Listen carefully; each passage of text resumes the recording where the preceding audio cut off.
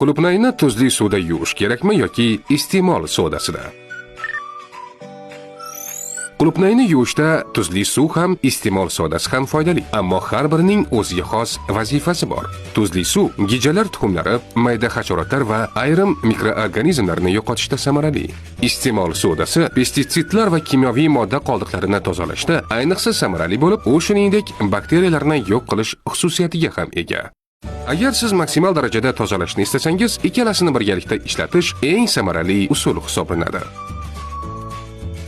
Buning uchun 1 litr suvga 1 choy qoshiq iste'mol sodasi va 1 osh qoshiq tuz soling. Qulupnayni bu eritmada 5 daqiqa ushlab, so'ng toza suvda yaxshilab chayqang. Natijada pestitsidlar yo'q bo'ladi, mikroblar kamayadi, gijalar tuxumi va hasharotlar tozalanadi. Sog'lom ovqatlanish toza mahsulotdan boshlanadi.